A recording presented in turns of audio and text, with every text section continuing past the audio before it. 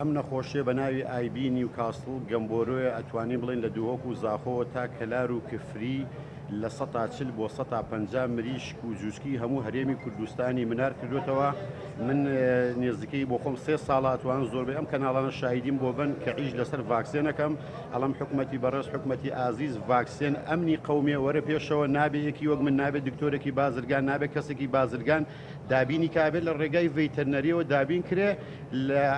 ئەم نەخۆشیە لە ڕێگای سمپڵەوە لە وڵاتێکی محتەبەری ئەوروپی واتە سمپڵ خوێن بگیرێ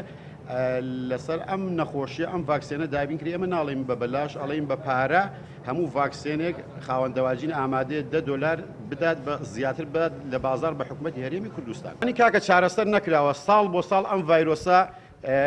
ئەتوانین لە ڕووی کوردەوارێ بڵین بە قووەترە بێت تندوتیشترە بێت بە حکمی ئەوەی تۆ لە وڵاتێکدا ئەژی بیزنەوە ئە ڤاکسێنی لێ ئەمە کارەساتە ئەمە شتێکی غەڵەتە ئەبێ ڤاکسێن لە یەک وڵاتی محتەبەری ئەوروپی دابین کرێ.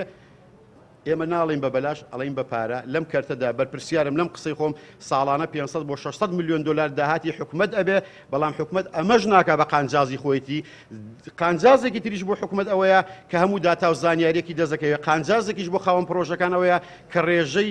مردن و منارەوە بوون لە ناو هۆڵی پەلەوەرەکاندا کەمە بێتەوە وەک ڤاکسێنی کۆرۆنا.